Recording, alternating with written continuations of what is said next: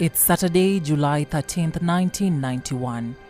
You are a teenage girl in high school, studying for your final high school exams in a few months.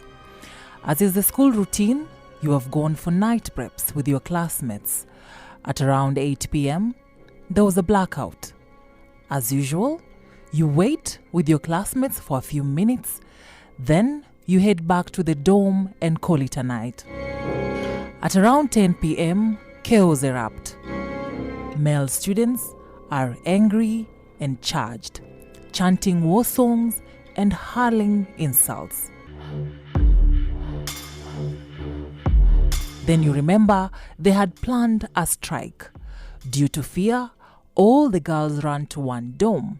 A dorm that was designed to host 70 girls now had more than 200 girls. You try to barricade the door with beds and boxes. Stones start raining down. Then, an eerie silence. The boys walk away. At around 1 a.m., the boys come back, this time determined to access the dorm. As they tried to push, you and your fellow girls were screaming, calling for help, praying, begging the boys not to harm you. Finally, they get access. They dragged the girls close to the door, took them to the field, and repeatedly raped them. Their screams for help go unanswered. It is a night of utter distress and panic. At around 6 a.m., the police came. The horror is evident. 19 girls dead and 71 raped. It is a night of terror and fear.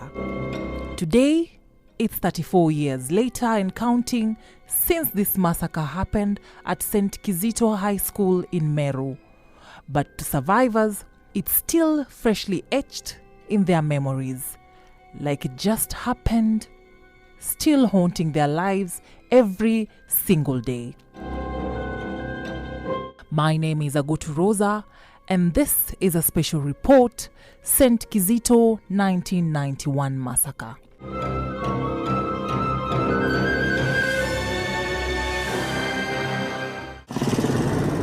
The bizarre incident left the country in utter disbelief. At no point did anyone think that a group of teenage boys could turn against their female peers by repeatedly raping them and causing their death through suffocation and injuries just because they were not satisfied with the school's administration. But was there more? To understand this story deeper, I had to go down the corridors of history that led me to the Standard Group's library, where I went through the old newspapers that were published when the story happened.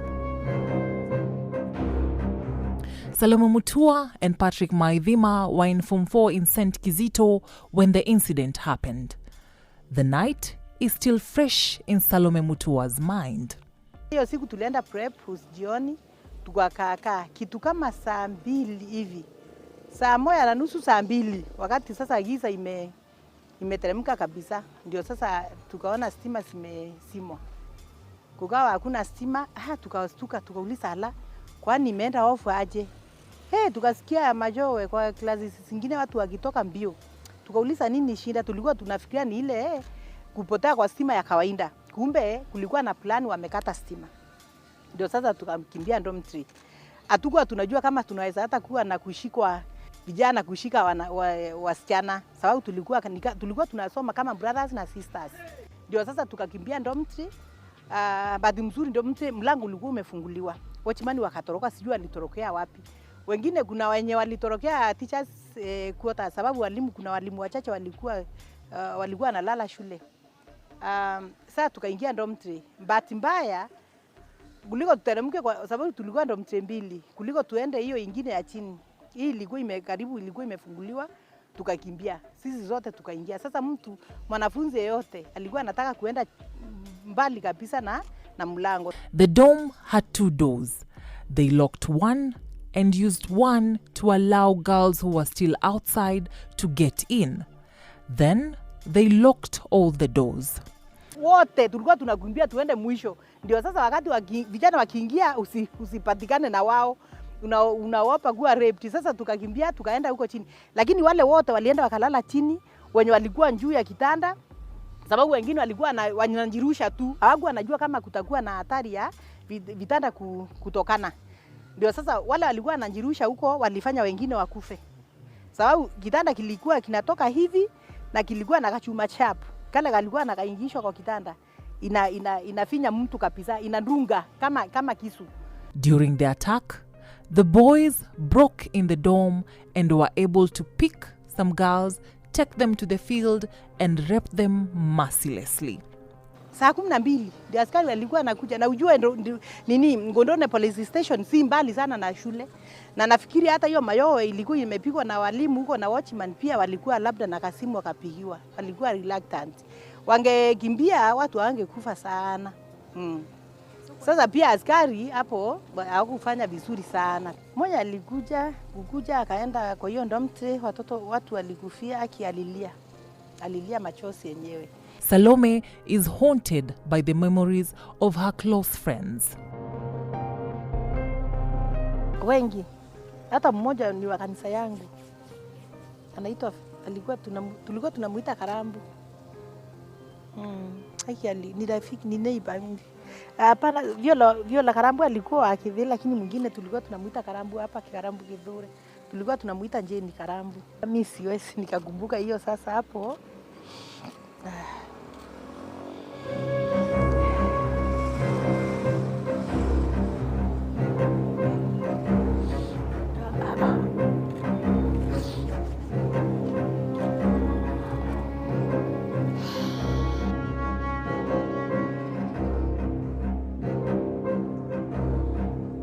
To understand the veracity of what really happened, we need to go back in time. Mr. James Libon had just reported to the institution as the new principal. His arrival, however, had been met with dissatisfaction from the student quarters. He started receiving secret flyers on his doorsteps with threatening messages. One saying, "We are not happy." Another, "There will be possible bloodshed." And another one, "We will rejoice if the principal died." But what would trigger the unrest at St. Kizito were seemingly simple demands. The students demanded to start eating eggs from the school's poultry farm and milk from its dairy farm. When these demands were ignored, the boys grew restless. The principal reported the tension to the police, but the matter appears to have been dismissed. 2 months later, he met with the school prefects, assuring them their requests will be met. But when nothing changed, frustration turned into violence. Fueled by anger, the boys stormed the girls' dorms. A former student later revealed that the attack was more than just a protest. It had other issues to it. Vengeance. The boys believed some teachers had romantic ties with the girls and justified their actions with a chilling claim, "If the teachers can have them, why not us?" Later, we meet a former student leader, who we will call Mary. Too afraid to be seen on camera, she recalls that night. Despite her own fear, younger students clung to her for safety, forcing her to be their pillar of strength in the face of horror. I just held them, trying to comfort them and to quiet them, but still the boys outside, they were forcing themselves inside. And then some girls, and to close the doors, they pushed the beds on the first door and even to the farthest door. But unfortunately, they hit the doors with very heavy stones, very big ones. And the doors broke. And from where I was, I could see now them coming in and going out, dragging girls, taking them outside. In the morning, The police finally came. The villagers were also around. Parents worried about the whereabouts of their children. That is when Mary was able to walk out of the dome. She found vehicles outside taking the girls to the hospital. There were bodies being loaded on the vehicles. So I went and then entered there waiting for them so that I could pick and then take them in. So I was being helped by someone. I could see this is so and so, this is so and so, but I thought they had fainted. So I rushed them in. We being helped by someone. Tunamshika tunampeleka. Tukimpeleka, sijui the doctors, the nurses walikuwa wanampima wanamweka kando. Then I was wondering, anawekwa kando hapa apei ndawa. Form 4 girls were taken to Kahaga Girls. The Form 4 boys were taken to Kangaroo Boys, where they sat for their final exams. The others were distributed to other schools in Meru. Counseling was never an option, but Mary says that there was trauma. I didn't find really like counselors. I didn't find kind of support. Yes, because we were just taken there. For a few days we were prepared for the exams. We were kept in one classroom. And also it was not easy to mix with other students. So there was that kind of trauma. Patrick Maivima, who was also in Form 4 in 1991, claims that he did not participate in the strike because he was unwell. That evening, when the lights went out, he went to the men's dorm to sleep. He woke up in the morning when the police were already there. Kufika dorm za wasichana, nikakuta watu wakiwa nalia. Nikauliza ni nini? Huyu Salome akaniambia, "Hey, watu wamekufa." Nikamwambia, "Wacha." Nikasema ni uongo. Nikamwambia mwalimu, "Idhaa hapana, lazima niende nikaone." Shoo, nikakimbia dorm za kina mama. Kwenda nikakuta damu. On whether there was counseling, Patrick says that nobody considered it important during that period. Hakuwa na kitu kama counseling. Counseling haikuwa. Mtu alikuwa anajipanga na mzazi yake akimwambia hivi, unafanya hivyo. Hakuwa na counseling. Mzazi alikuwa anakuambia, wewe fanya hivi, ndio utafuatia. Hakuwa na counseling. Counseling imekuja juzi bwana. We tried reaching out to one of the former students who participated in the strike and served a jail term, but he told us he did not want to talk about it. Another former student, who chose not to be interviewed on TV, said that he was a day scholar.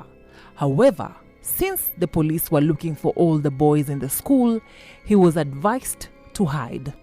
Kwa majirani, the following day tukasikia chopa. I think President Moi was coming. Kukuja, ndio sasa tukaendelea kuingia msituni zaidi. Sababu sasa tuliona na maaskari nao tukaelekea wamejaa kila mahali. Mpaka hata wasosi walikuwa wanaojiwa wanapigwa. After 2 days, they came out of the bush because all students were needed in the school by the investigative officers. Si ndio akaletwa.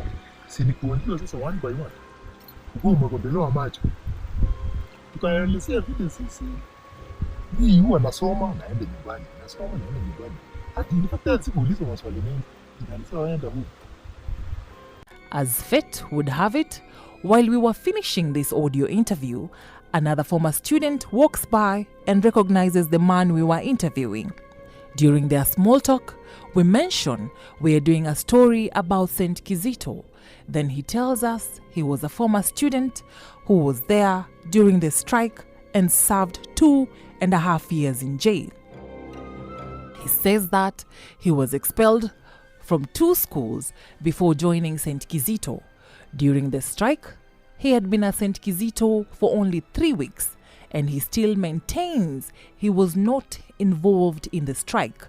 when the interstate, I was there. Unfortunately, mimi niliwekwa pingu. I was in Form 2. Mimi nilienda Ngereza hata for 2.5 years for crimes that I never committed. After a police investigation, 39 students were charged with rape and murder. The trial lasted a year. On July 30th, 1991, the accused were photographed outside a Meru court, smiling. Their expression showed no remorse. Meanwhile, their victims, once their classmates, their sisters, lay in hospital beds, their faces ached with trauma, their lives forever changed. A few days after the incident, a Standard Group reporter, Rafael Cahaso, who covered the horror when it happened, visited the hospital where the girls were admitted. When they woke up from sedation, writhing in pain and remembering what had happened, they started screaming, and nurses had to sedate them again. It has been 34 years and counting since the horror happened. We are heading to St. Kizito. The school has since changed its name to St. Cyprian, perhaps to shed off the old dark chapters. It's a nostalgic journey that defined their teen lives and adult lives. A school that was once like a home to them now was just filled with traumatic memories. Tukakimbia, tukakuta dormitory ikiwa imefunguliwa. Bahati mzuri mimi nilikuwa nalala hii. Ndio tukaingia na kufinyana. Tulikuwa na mfinyana sababu mtu alikuwa anakimbia tu ndio alikuwa akiingia ndio atakuwa safe. Tulikimbia, mimi nilikimbia mpaka kokona. Sasa nikakuta kuna wasichana wenzangu, wanafunzi wengine walikuwa wamelala chini ya kitanda. Sababu vitanda vilikuwa kitanda moja pande hii, kingine pande hii. Sasa vilikuwa vitanda 4. Zilikuwa zimesongeshwa huko, wakalala chini. Wengine wakalala juu ya kitanda ya chini, wengine wakalala kitanda ya juu, na hizo vitanda zote zilikuwa zimejaa, walikuwa wamelala wote na kulikuwa kuna finyana pia. We meet a former teacher, Mr. Stephen Mushena. He got a shock of the day when students were traveled from St. Kizito to Meru School for sports. They had not paid their dues for sports. So they were chased away. They went back now angry that they didn't participate and they had paid. So when they came back, it was a real difficult situation. Mr. Mushena believes that the anger the boys harbored had to be channeled somewhere. Unfortunately, it was towards the girls. The boys raped the girls because of their fear of being raped. Some ran through the double-deckers. And when I ran through a double-decker, you know it breaks down. When it breaks down, then anybody at the bottom would be hate terribly. Following the sad happenings, teachers at St. Kizito were transferred to different schools, and there were even more far-reaching consequences. From that point, an education policy was introduced proposing the abolishment of mixed boarding schools across the country. Adriano Aruyaru is the chairman of the Meru's Njurin Sheke Council of Elders. Hatukusikia usiku, lakini asubuhi tulipokuwa tunaenda kanisani, because hapo ndio tulikuwa tunaenda kanisani, kanisa ya Catholic, ndio tulikuta askari wengi sana. Na tukauliza ni nini ilitokea. Tukaambiwa watoto wamekufa, na hiyo siku ilikuwa siku mbaya sana. Since 1913, wakati mzungu alikuja, ama missionary wa kwanza alikuja hapo, hakuwa na siku ingine ya Jumapili ambaye watu hawakuhudhuria misa. We were even thinking of, kama wasee, tuende hapo we cleanse that place, lakini unajua naye ni kanisa, ni shule ya kanisa. Inakuwa ngumu sana kuenda pale na kufanya kienyeji because the church does not believe in some of the traditions. One would wonder where the students who were involved in the strike are. Majority of them hata wamekufa wengi, hata wale walienda wakaajiriwa kazi. Wengine unaona mtu anatoka anakataa kazi anaenda. Wamekufa wengi. Because actually hata wale walifungwa, I think up to now ni kama 2 ama 3 wako hai. Wamekufa wengi. Na ukiwaona sio watu wazuri. Na maybe those who are alive, unajua ni vile uwezi ukasemea mtu ambaye mkuu naye. Maybe those who are alive hawakuhusika sana na hayo mambo. I see majority of them have reprimanded. Majority of them have been cast as outcasts by the society, and many more. Even the girls that remained, they are still under phobia. You know, when they see men, they see the men who wanted to rape them. Father Benedict Kaburu of Meru Diocese was part of the committee that was formed to look into the horrific attack. From that moment of our meeting together, we came up with the idea of separating the institution to have girls separated from boys. And the consequence, we started the St. Angela's Girls Secondary School, and then we left boys under the name St. Cyprian, which was cut off from St. Kizito. Father Kaburu says that the community was very angry during that time. To prevent deaths and injuries during such incidents, rules were put to ensure students in boarding schools were safe. During the trial, prosecution was unable to link the students to the 19 deaths. There was no motive to kill them, so the charges were reduced to manslaughter and rape. 10 students were sent to jail. Willie Kuria is the current chairman of the Kenya Secondary School Heads Association. He says for the safety of the learners, there must be enough doors on both ends of the dormitory and at the middle. Again, the windows, there should be no grills. The windows should not have grills so that, again, the runners can be able to move out quickly in case of maybe fire or any other calamity. And again, there is the congestion. The beds should be at least 1.2 meters away from one another. The corridors between the dormitories should be wide enough, approximately 2 meters, so that the learners again can be able to exit fast. I think, there are sometimes the stairs. There should be lamps because stairs sometimes are challenging in case we have runners with challenges, physical challenges. There are key points about boarding school safety in Kenya. Physical infrastructure. Buildings should be well maintained. Every dormitory should have multiple emergency exits. Trained security personnel should patrol the school grounds with CCTV cameras in key areas. Boarding staff should actively monitor student behavior. Students and staff should be encouraged to report any safety concerns.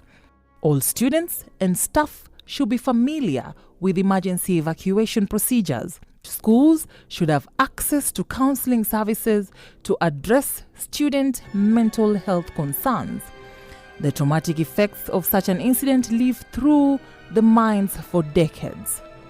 Clinical psychologist Jacqueline Gatho says that one is ready to process the trauma when they are ready to talk about it. Gatho talks about the feelings of shame that come with rape cases. Trauma affects our sense of identity. You've been robbed of your freedom of expression.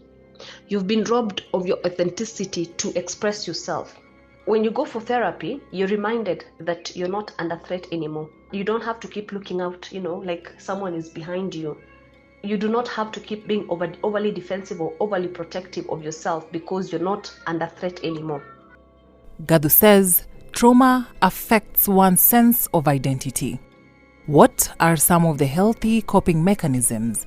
Gadu talks about taking advantage of the 5 senses. Touch. So place your hand on the chest. You can reaffirm yourself and say that I am feeling okay. I am feeling okay. Sight. You can dim the lights. You can read a book. You can color. You can doodle. Sound. You can listen to nature. You can listen to birds singing. You can listen to trees, swaying back and forth. You can listen to water flowing. You can listen to your favorite music. Taste. Now, comfort food. Here we go. If you like chocolates, of course, we are not advocating indulging in junk food all the time. But if at that moment in time you feel like a bite of chocolate will help, or a bite of ice cream or cookies, go for it. 34 years later, the women still bear invisible scars. They strive to lead normal lives, while their perpetrators, now men in their 50s, walk free. Some villagers claim that many of them died or lost their sanity, but others remain among them. They are now husbands, fathers, colleagues, just blending into society. For the survivors, that night of terror is a wound that never fully heals, one they wish to forget, but can never erase. Agutu Rosa, KTN.